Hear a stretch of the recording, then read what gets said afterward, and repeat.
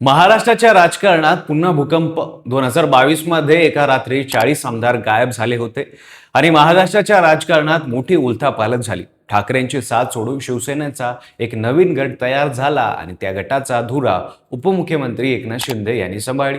तो गट भाजप सोबत गेला. मुठीतून वाळू निसटावी तसे शिवसेनेचे एक आमदार, मंत्री आणि कार्यकर्ते पुढच्या काही दिवसात शिंदे सेनेला जाऊन मिळाले.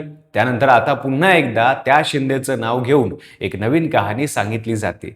यावेळी टार्गेट आमदार नाही तर थेट खासदार आहेत असं सांगितलं जातंय. सध्या ऑपरेशन टायगर हे नाव चर्चेत आहे. गेल्या काही दिवसांपासून महाराष्ट्राच्या राजकीय वर्तुळात ऑपरेशन टायगरची चर्चा आहे. ठाकरे गटाचे तब्बल 8 खासदार एकनाथ शिंदेच्या शिवसेनेत येण्याच्या तयारीत आहे का? सविस्तर पाहूया व्हिडिओच्या माध्यमातून. नमस्कार, मी पंकज आणि तुम्ही पाहताय कसं काय. महाराष्ट्रातल्या राजकारणात याआधी अनेक वेळा ऑपरेशन टायगरची चर्चा झाली, पण प्रत्येक वेळी अर्धवट राहिली किंवा नाकारली गेली.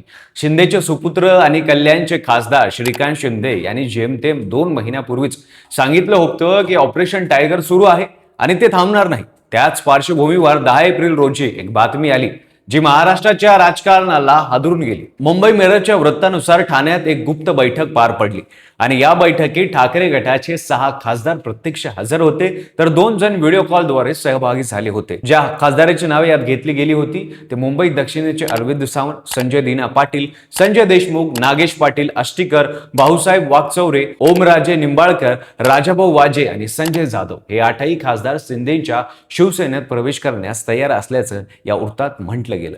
विशेष म्हणजे या कथित बैठकीनंतर एकनाथ शिंदे तातडीने सातारा जिल्ह्यातील आपल्या मूळ गाव दरे येथील रवाना झाले. या हालचालींनी राजकीय वातावरण तापलं.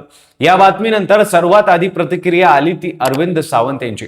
ठाकरे गटाचे ज्येष्ठ नेते, माजी केंद्रीय मंत्री आणि मुंबई दक्षिणचे खासदार अरविंद सावंत यांनी थेट लेखी हमीपत्र काढलं. त्यात त्यांनी लिहिलं की मला उभा चेहरा तरी मी उद्धव ठाकरेंसोबतच नातं तोडणार नाही. शिवसेना उद्धव बाळासाहेब ठाकरे पक्ष सोडणं म्हणजे आईच्या दुधाशी प्रतारणा करणं असं मी मानतो. हे पत्र लिहून ते थांबले नाही, तर दिल्लीत पत्रकार परिषद घेऊन त्यांनी या बातमीला चुकीची आणि दिशाभूल करणारी म्हणवत संबंधित वर्तमानपत्राविरुद्ध अब्रू नुकसानीचा दावा न्यायालयात दाखल करण्याचा इशारा दिला. त्यानंतर एकामागून एक खासदारांनी या बातम्याला खोटं ठरवत आपापले स्पष्टीकरण दिले.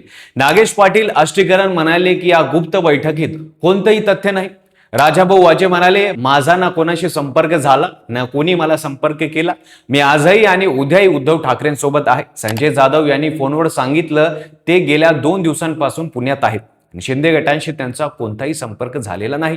ओमराजे निंबाळकर यांनी थेट आव्हान दिलं की असल्या बातम्यांचे फोटोग्राफिक पुरावे दाखवा. दुसऱ्या बाजूने एकनाथ शिंदे स्वतः ही बातमी निराधार आणि दिशाभूल करणारी असल्याचं जाहीर केलं. त्यांनी सोशल मीडियावर सांगितलं की अशा अफवा वर्षभरापासून पसरल्या जात आहे आणि त्यात कोणतंही सत्य नाही. शिंदेचे विश्वासू खासदार नरेश म्हस्के यांनी एक पाऊल पुढे जात म्हटलं की या खोट्या बातम्या ठाकरे गटातील काही लोक आपल्या अंतर्गत मतभेदांवर पांघरून घालण्यासाठी पसरवत आहेत.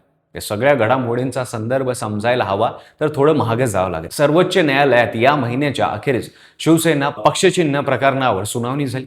या पार्श्वभूमीवर दोन्ही गटांमध्ये दबावाची राजकारण सुरू असल्याचं अनेक जाणकार म्हणतात. काँग्रेसचे ज्येष्ठ नेते विजय वडेट्टीवार यांनी नाण्याची दुसरी बाजूही मांडली. ते म्हणाले की सत्तेत अजूनही शिंदेच्या शिवसेनेत एक अस्वस्थता आहे. राष्ट्रीय काँग्रेस अनित देशमुख यांनी ऑपरेशन टायगरला केवळ अफवा ठरवलं सांगितलं की ठाकरे गटाचे खासदार एकत्र आणि खंबीर आहेत. तर ऑपरेशन टायगर म्हणजे खरोखर मोठं राजकीय षडयंत्र आहे की केवळ एक मीडिया ट्रायल हे अजून स्पष्ट नाही.